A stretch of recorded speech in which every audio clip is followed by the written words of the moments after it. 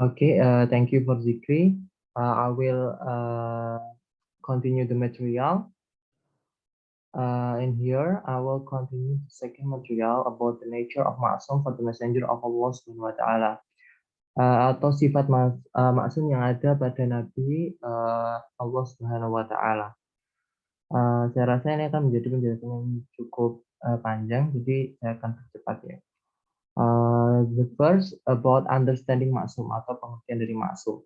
Etymologically, maksum comes from the word ismah, which means restraint, determination, obeying, and not abandoning something. Ar-Raghib explained the understanding of maksum is to prevent, hold fast, and maintain. Al-ismah, he said, is a firm thing. So al-ismah is a special care of God given to those who have reached a certain degree. They are appropriate for they don't sin and are not even scratched in the heart and mind to commit sins and mistakes that religion forbids. Oke, jadi definisi dari maksum. Apa itu maksum? Secara etimologi, maksum itu berasal dari kata ismah yang berarti menahan diri, penetapan, patuh, dan tidak meninggalkan sesuatu. Ar-Raghib menjelaskan pengertian maksum adalah mencegah, berpegang teguh, dan memelihara. Sementara al-ismah menurutnya adalah hal-hal yang dipegang teguh. Jadi al-ismah ini merupakan penjagaan Allah yang khusus diberikan kepada orang-orang yang telah mencapai derajat tertentu. Dan itu mereka adalah para nabi. Karena mereka tidak melakukan dosa, bahkan tidak tergores sedikit pun dalam hati dan pikiran untuk berbuat dosa dan kesalahan yang dilarang oleh agama. Dari penjelasan tersebut, terlihat ya teman-teman bahwa sifat maksum ini merupakan kekuatan jiwa yang sangat kuat. Dengan kekuatan tersebut dapat mencegah seseorang dari berbuat dosa dan maksiat sekalipun dalam kondisi yang sangat sulit. Kekuatan jiwa ini dicapai dengan pengetahuan yang sempurna terhadap keburukan dan kejahatan serta ancaman bagi pelaku dosa. Sifat maksum yang dimiliki oleh Nabi ini menjadi penghalang dari maksiat yang diharamkan dan dilarang oleh dalam syariat. Dengan demikian tidak dapat kontradiksi antara maksum para nabi dalam mengamalkan suatu perbuatan yang diperbolehkan dalam syariat masing-masing. Seperti taubat dengan cara membunuh adalah salah satu syariat bagi Nabi Musa. Tetapi cara bertaubat yang demikian tidak terdapat dalam syariat Nabi Muhammad. Konsep maksum sendiri berkaitan dengan tugas para nabi dalam menyampaikan wahyu dari Allah, sedangkan di luar tugas tersebut, nabi adalah manusia biasa yang kadangkala silap ataupun salah. Namun hal ini tidak menghalangi tugas dalam menyampaikan wahyu dari Allah Subhanahu wa taala. Next is about aspect of maksum atau aspek dari maksum. Maksum is one of the most important things in the discussion of prophethood. According to Islam, the prophet must have the absolute nature of maksum, both before and after being appointed prophet. The discussion of the prophet's maksum is seen from two aspects. The first is the aspect of determination, and the second is the aspect of truth. Jadi kemaksuman sendiri ini merupakan salah satu perkara yang penting ya dalam pembahasan kenabian.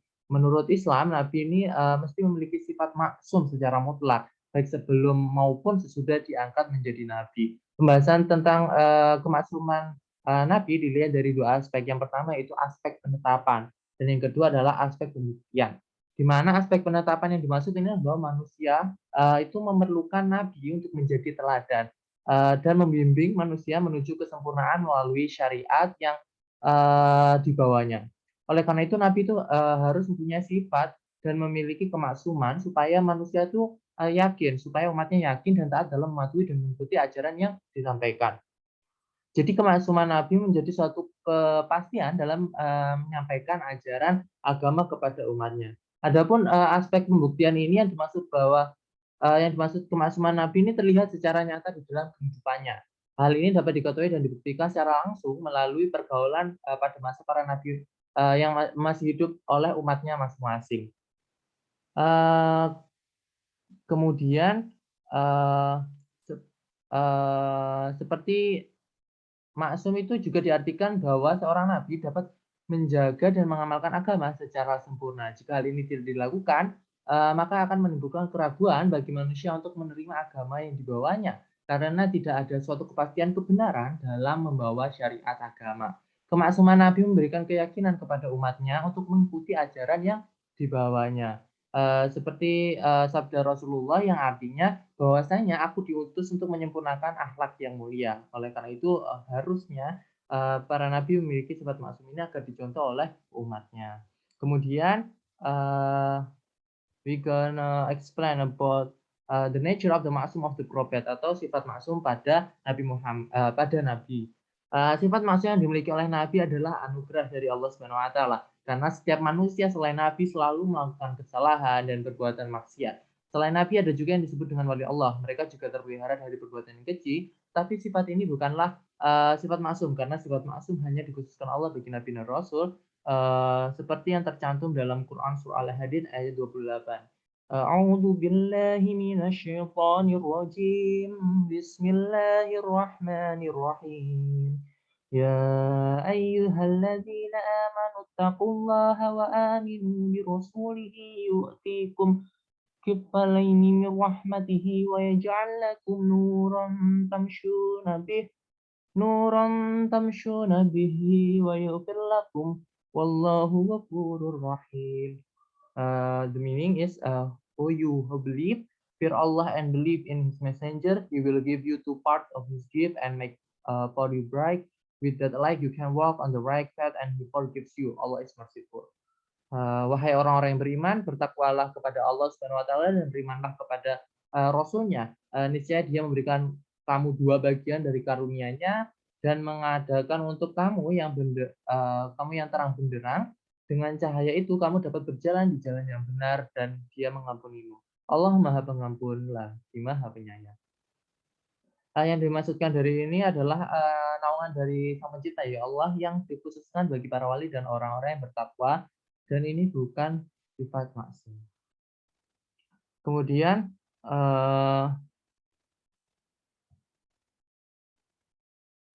the nature of the prophet David maksum. Jadi saya akan memberikan beberapa nabi, contoh maksum dari beberapa nabi ya. The first is Prophet David atau Nabi Daud alaihissalam. In relation to the Prophet David, Allah has explained this in the Quran, which is about the mistakes made when it comes to two men who are at odds hoping for a just solution. As found in Surah Sot, verse 22 until 25. Ya, berkaitan dengan Nabi Daud ini, Allah telah menjelaskan hal ini dalam Al-Quran, yaitu tentang kesalahan yang dilakukan ketika datang dua orang yang sedang berselisih mengharap penyelesaian yang adil, seperti yang ada dalam surat Sot ayat 22-25. Saya akan bacakan artinya ya.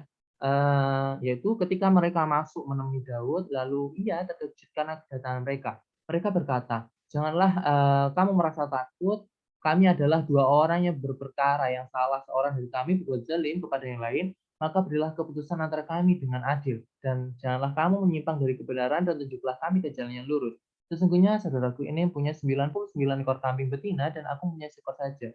Maka berkata, serahkanlah kambingmu itu kepadaku dan dia kepadamu, dengan meminta kambingmu itu untuk ditambahkan kepada kambingnya, dan seterusnya. Mungkin teman-teman bisa sambil membuka Al-Quran. Ya. The above verse describe the Prophet David acting hastily and did not examine the matter in depth. He was affected by emotional impulse when he heard the word of one of the disputants, without first hearing the reason and giving him the opportunity to defend himself. Therefore, God's rebuke came so that the Prophet David was not quickly affected by emotion in establishing a law. Jadi ayat tersebut itu menjelaskan tentang Nabi Daud yang bertindak dengan tergesa-gesa serta tidak meneliti permasalahan tersebut secara mendalam. Beliau ini terpengaruh dorongan emosi ketika mendengar perkataan salah seorang yang sedang berselisih tanpa terlebih dahulu mendengar dari kedua belah pihak ya. Oleh karena itu, dengan teguran Allah ini, maka Nabi Daud tidak terpengaruh oleh emosi dalam menetapkan suatu hukum, sehingga Allah berfirman dalam ayat selanjutnya, yaitu Quran Surat ayat 26. Hai Daud, sesungguhnya kami menjadikan kamu itu menjadi khalifah atau penguasa di muka bumi, maka berilah keputusan mereka di antara manusia itu dengan adil, dan janganlah kamu mengikuti hawa nafsu. And then next adalah the nature of the prophet Jonah maksum atau sifat maksum dari Nabi Yunus. In addition to David, Jonah is also mentioned in the Quran. This tells about the repentance of the prophet Jonah when he preached to his people to worship Allah Subhanahu Wa Taala. But the people did not obey him, his dakwah. So Jonah was impatient in the face of the situation and angry with his people. Then he left them. The situation was one of God's test so that he would repent. The test was also to see the extent of his faith in her honesty with God. It's on Quran Surah Al-Anbiya verse 87 until 88. Ya, selain Nabi Daud ini ada juga Nabi Yunus yang disebutkan dalam Al-Quran, di mana menceritakan tentang taubat Nabi Yunus yang saat itu beliau itu berdakwah kepada kaumnya untuk menyembah Allah Subhanahu Wa Taala. Namun umatnya ini tidak menuruti dakwahnya. Nabi Yunus ini merasa tidak sabar dengan kaumnya dan kemudian marah kepada kaumnya tersebut. Kemudian beliau pergi meninggalkan mereka. Situasi ini dihadapi eh, situasi yang dihadapi Nabi Yunus ini merupakan salah satu ujian dari Allah agar beliau bertaubat. Ujian itu juga untuk melihat sejauh mana keyakinan dan kejujuran beliau terhadap Allah Subhanahu wa taala. And then next about the nature of the Prophet Muhammad Ma'sum atau sifat maksum dari Nabi Muhammad. With regard the Prophet Muhammad sallallahu alaihi wasallam, there are several stories that expose this aspect, including first when Abdullah bin Ubay bin Salul, one of the hypocrites, died, the Prophet prayed and prayed for him. Therefore, Allah rebuked him as found in Surah Taubah, verse 84, with the meaning, and do not worship the body of one who died among them, and do not stand in his grave. Surely they disbelieve in Allah and His Messenger, and they did died in the week. Jadi waktu itu Nabi Muhammad ada salah satu kisah yang pertama ini adalah ketika Abdullah bin Ubay bin Salul, seorang munafik yang meninggal. Nabi ini melakukan sholat dan mendoakannya. Kemudian Allah itu menegur dengan Quran Surah Taubah ini ayat 48. Janganlah kamu sekali-kali menyembayangkannya jenazahnya, yaitu seorang yang mati di antara mereka atau orang-orang kafir, dan janganlah kamu berdiri mendoakan di kuburnya. Sungguhnya mereka telah kafir kepada Allah dan Rasul-Nya, dan mereka mati dalam keadaan fasik. Ya, ini sudah jelas banget ya bahwa ayat ini memerintahkan agar Nabi Muhammad menjauhi orang-orang munafik, bahkan tidak boleh menyolatkan jenazah mereka. Kemudian kisah yang kedua ini Nabi Muhammad pernah mengharamkan madu dan budak perempuannya untuk dirinya sendiri yang sebenarnya dihalalkan oleh Allah. Kemudian Allah menegurnya dengan Quran Surah At-Tahrim ayat 1. Hei Nabi, mengapa kamu mengharamkan apa yang Allah halalkan bagimu? Kamu mencari kesenangan hati istri-istrimu. Dan Allah Maha Pengampun lagi Maha Penyayang. Kemudian kisah ketiga itu saat Nabi Muhammad memberi toleransi kepada orang-orang munafik untuk tidak mengikuti perang Tabuk. Lalu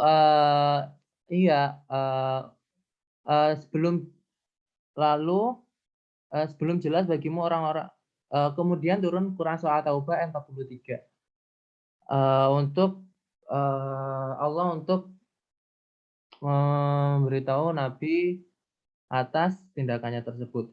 Kemudian yang keempat yaitu Nabi Muhammad mendapat teguran dari Allah karena keputusan yang dibuat ketika mengambil tebusan dari tawanan perang Badar, sesuai yang ada dalam Quran Surah Al-Anfal ayat 68.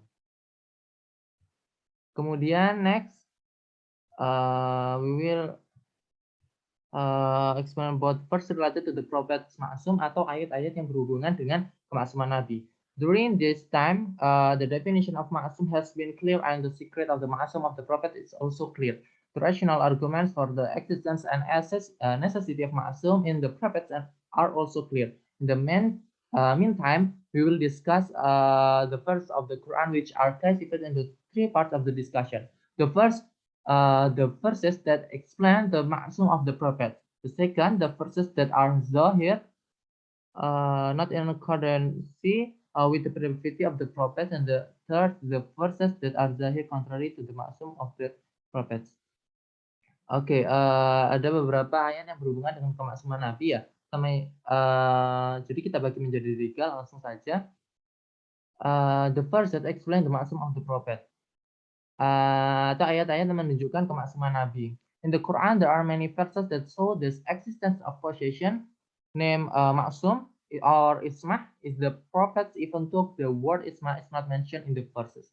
However, the meaning and understanding of ownership can be concluded from the related verses. These verses can be examined into section. Jadi dalam Al-Quran terdapat banyak sekali ya ayat yang menunjukkan wujudnya pemilikan yang bernama kemaksuman tadi atau ismah nabi-nabi, walaupun tidak pernah disebutkan ismah secara langsung dalam ayat-ayat tersebut. Akan tapi makna dan kepahamannya dan kerelatannya itu dapat kita simpulkan dari ayat-ayat yang berkaitan. Ayat-ayat ini ditelah menjadi 2 subbab. Yang pertama adalah the first subsection, verses that view the prophet as mukhlas or sincere people who are unable to be reached by the temptation of Satan, and it conclusion they should be maksum. Jadi adalah ayat-ayat yang memandang para nabi sebagai orang mukhlas atau yang diikhlaskan, yang tidak mampu dijangkau oleh godaan syaitan, dan sebagaimana kesimpulannya mereka hendaklah maksum. Bisa dilihat teman-teman dalam Quran surat ayat 45 sampai 48, yaitu dalam ayat-ayat tersebut disebutkan bahwasannya sebagian nama daripada para nabi sebagai orang-orang yang mukhlas dan orang-orang pilihan. Dan orang-orang mukhlas inilah yaitu orang-orang yang tidak berada dalam sasaran godaan syaitan. Kemudian the second subsection, ya, the verses explaining the divine instruction and to all prophets, like in the Quran Surah Al-An'am verse 84 until 90, yaitu ayat-ayat yang menyeru kepada kaum muslimin untuk mentaati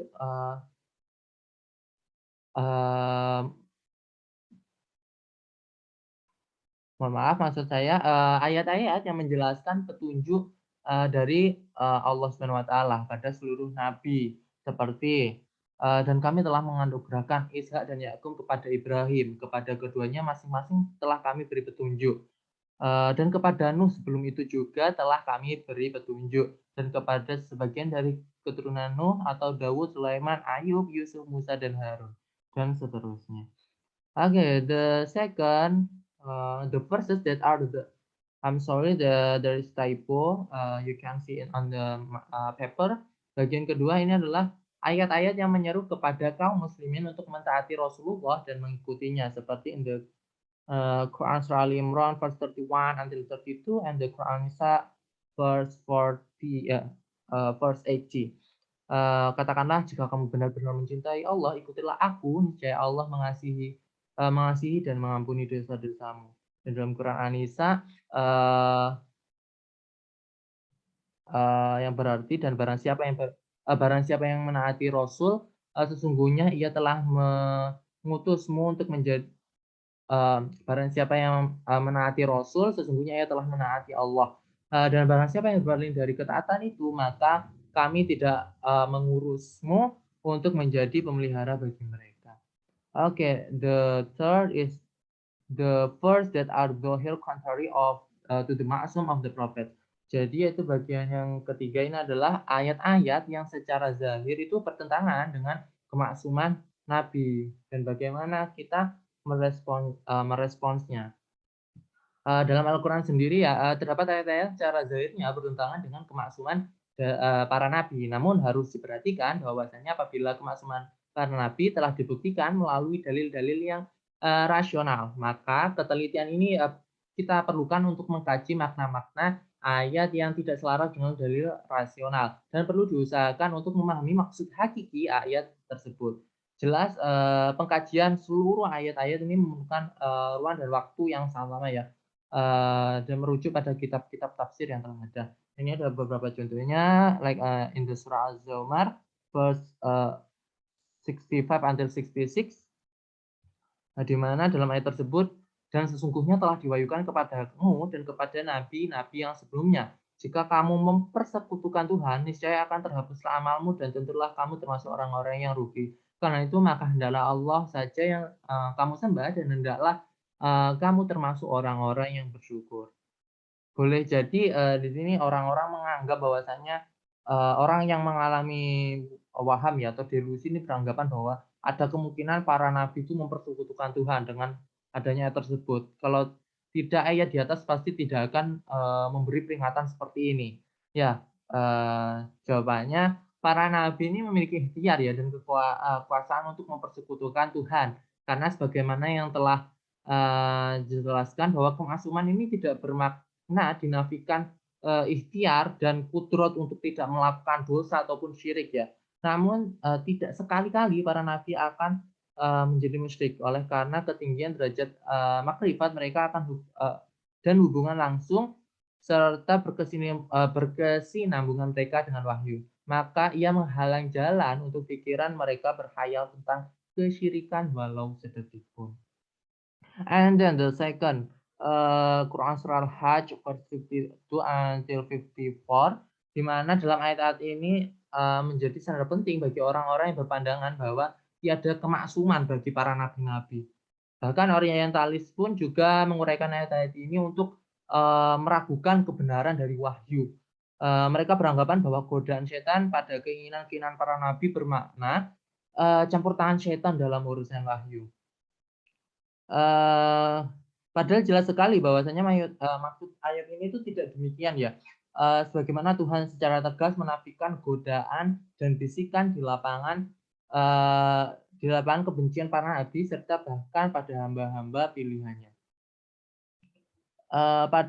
Kemudian karena itu penafsiran yang benar dalam ayat Al-Hajj ayat 52 sampai 54 ini bahwa setiap masa para nabi diutus untuk memberikan petunjuk kepada manusia sehingga mereka itu menjelaskan ayat-ayat Allah bagi umat manusia. Syaitan dari golongan jin dan manusia senantiasa bermaksud untuk mengganggu seruan mereka dan membisikkan berbagai persoalan sehingga pengaruh-pengaruh hidayat tablik para nabi ini dapat digagalkan. Sehingga jin ini ingin menyesatkan manusia dan menghasut manusia untuk menentang para nabi. And then kemudian di next, the third is first relating to the Prophet Adam as mentioned in some issues, among them verse 35 until 37 in Surah Al-Baqarah and verses 19 until 24 Surah Al-A'raf and verse 115 and 123 in Surah Taha, in which Zahir talks about Adam deceived, and heretical. In conclusion, it is explained that the absence of maksum on him. Jadi sudah banyak ya beredar mungkin ayat-ayat yang kayak menunjukkan tentang Adam yang tertipu, bermaksiat dan sesat. Sebagai kesimpulan dijelaskan bahwasanya tiada maksum bagi Nabi Adam. Dalam menjawab persoalan ini harus dikatakan dengan berbagai cara ya. Seperti pertama, larangan pada ayat-ayat tersebut di atas adalah larangan irsyadi atau himbauan atau seruan atau ajakan dan bukan larangan maulawi yang harus ditinggalkan dan tahrimi yang haram melanggarnya. Bahasa larangan ini juga merupakan bahasa nasihat dan himbauan yang memberikan berita tentang akibat melakukan suatu perbuatan, tidak melakukan perintah atau melanggar larangan irsyadi yang bermakna himbauan tadi dan tidak dapat mencederai konsep kemaksuman. Yang kedua, dengan menganggap bahwa perintah dan larangan dalam ayat-ayat itu dimaksudkan yaitu perintah dan larangan maulawi, maka hal ini merupakan meninggalkan yang lebih baik dan melanggar hal ini tidak tergolong sebagai dosa mutlak yang diketahui umumnya, namun ia termasuk sebagai dosa nisbi, yang artinya tidak layaknya perbuatan ini dilakukan oleh orang seperti Adam dan Masyur, sebagaimana disebutkan bahwasanya kebaikan-kebaikan orang seperti Adam dan kebaikan-kebaikan orang bijak adalah keburukan-keburukan bagi orang yang didekatkan. Kemudian yang ketiga, apa yang bertentangan dengan martabat kemaksuman ialah maksiat seorang manusia yang mukallaf. Sementara itu Nabi Adam telah berada di zaman dan tempat yang tiada tablik dan syariat. Namun taklif ilahi bermula setelah bumi didiami, syariat dikuasakan dan kitab diturunkan. Karena itu dapat dikatakan bahwa yang dimaksud Adam di sini adalah derajat kemanusiaan dan keadaman, bukan pribadi Adam selaku bapak manusia yang merupakan salah seorang nabi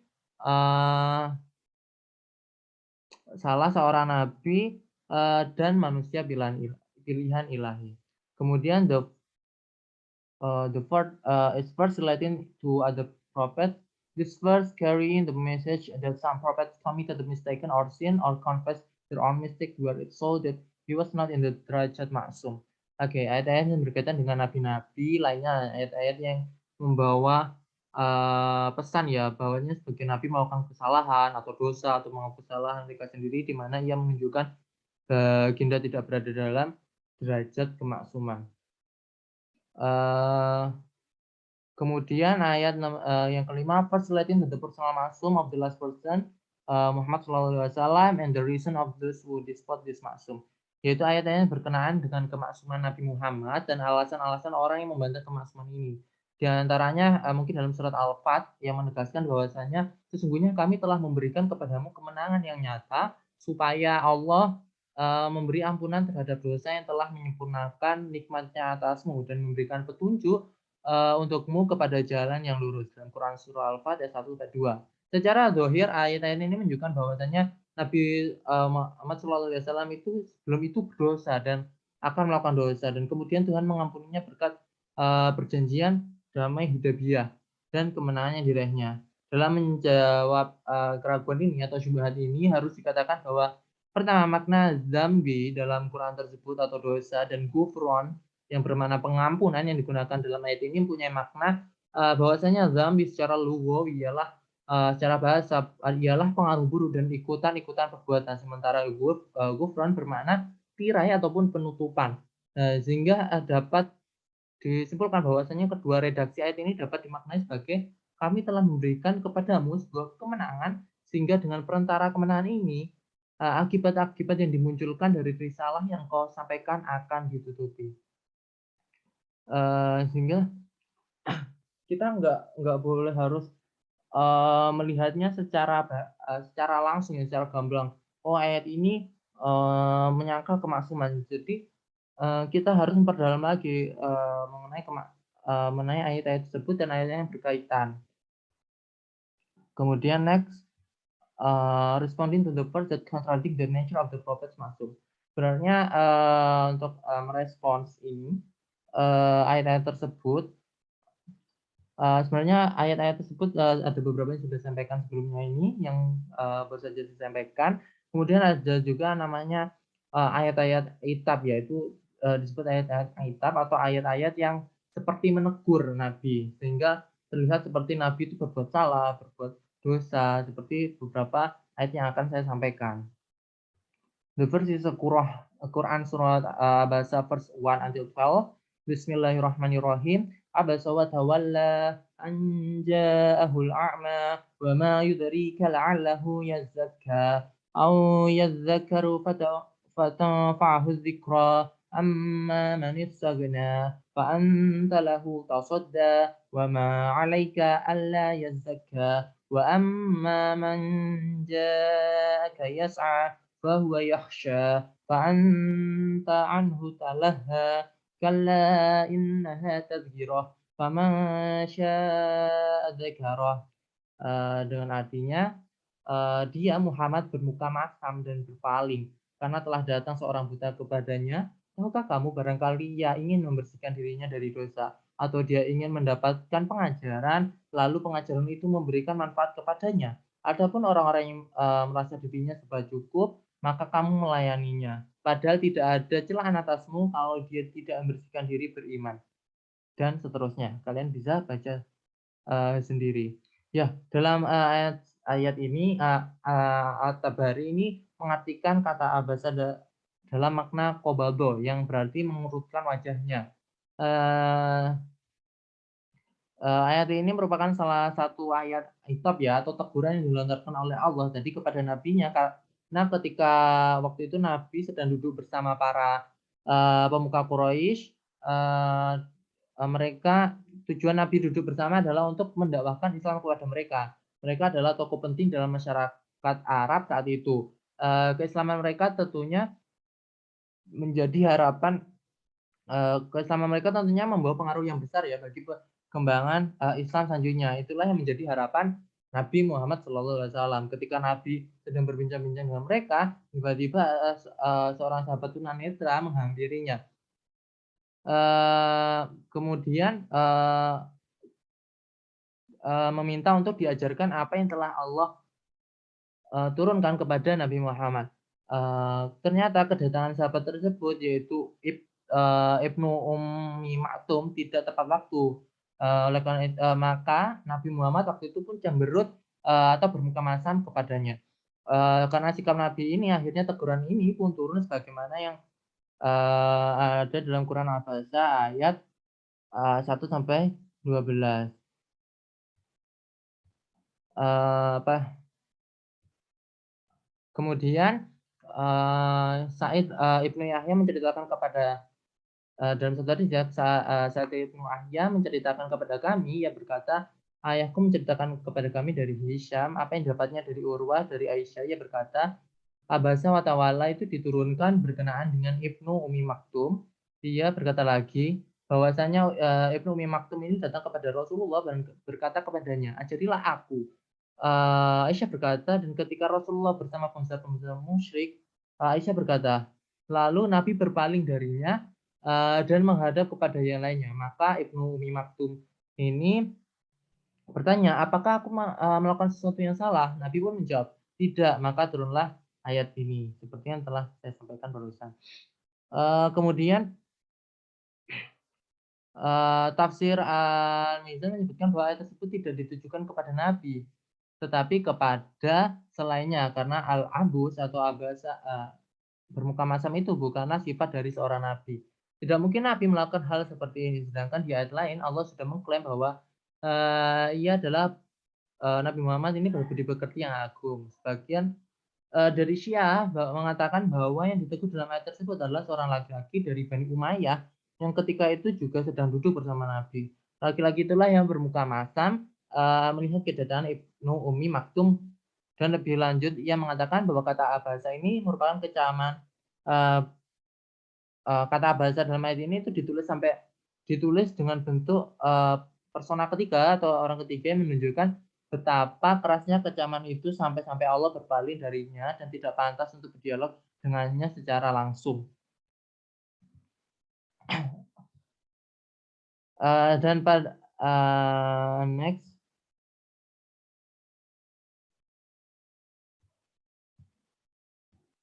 Al-Ahzab verse 37.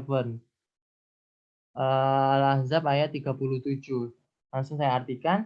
Dan ingatlah ketika kamu berkata kepada orang yang Allah telah melimpahkan nikmat kepadanya, dan kamu juga telah memberi nikmat kepadanya, tahanlah terus istrimu dan bertakwalah kepada Allah. Sedang kamu menyembunyikan di dalam hatimu apa yang Allah akan menyatakannya, dan kamu takut kepada manusia, sedang Allah lah yang lebih berhak untuk kamu takuti. Maka tatkala Zaid telah mengakhiri keperluan terhadap istrinya atau menceraikannya, kami kawinkan kamu dengan dia supaya dia tidak ada keberatan bagi orang yang mukmin untuk mengawini istri-istri anak angkat mereka. Apabila anak-anak angkat itu telah menyelesaikan keperluannya daripada istrinya dan adalah ketetapan Allah, itu pasti terjadi. Al-Ahzab ayat 37. Ayat ini juga menjelaskan tentang masalah pribadi Rasulullah yang akhirnya menjadi sebab lahirnya sebuah ketentuan hukum fikih baru, yaitu hukum bolehnya menikahi mantan istri dan anak angkat ya. And then the last is the Quran Surah Al-Anfal verse 67. Bismillahirrahmanirrahim. Ma kana linabiyyin an yakuna lahu asra hatta yukhina fil ard. Turiduna 'aradad dunya wallahu yuridul akhirah. Wallahu azizun hakim. It is not appropriate for a prophet to have a captive before he can paralyze his enemy on earth. You want worldly property while Allah wants the hereafter or reward for you. And God is wise again. Quran Surah Al-Anfal verse 67, yang artinya tidak patut bagi seorang nabi mempunyai tawanan sebelum ia dapat melumpuhkan musuhnya di muka bumi. Kamu menghendaki harta benda duniawiyah, sedangkan Allah menghendaki pahala akhirat untukmu. Dan Allah Maha Perkasa lagi Maha Bijaksana. Ayat ini turun setelah terjadinya perang Badar. Dalam ayat tersebut, kaum muslimin memperoleh kemenangan yang begitu menggembirakan. Di samping menewaskan musuh, kaum muslimin juga memperoleh rampasan perang. Kaum muslimin juga berhasil menawan 70 dari kaum musyrikin. Menghadapi para tawanan ini, Nabi Muhammad meminta pendapat para sahabat menyangkut tindakan yang diambil terhadap mereka. Dalam hal ini, At-Tabari sendiri menyebutkan beberapa riwayat yang menguraikan tentang musyawarah Nabi dengan para sahabatnya. Salah satunya disebutkan bahwa Abu Bakar radhiyallahu an ketika itu mengusulkan bahwa mereka dibebaskan saja dengan membayar tebusan karena mereka juga akan mengajar kaum muslimin untuk membaca dan menulis. Dan halnya dengan yang diusulkan Umar bin Khattab yang menyarankan agar mereka dibunuh karena mereka adalah kaum kafir Quraisy. Ia menyarankan setelah bermusyawarah dengan para sahabat, Nabi memutuskan untuk menerima ide Abu Bakar. Namun tindakan ini ditegur oleh Allah dengan Quran surah Al-Anfal verse 67 ini. Dan masih ada beberapa Quran surat yang lain, ayat yang lain dalam makalah kami.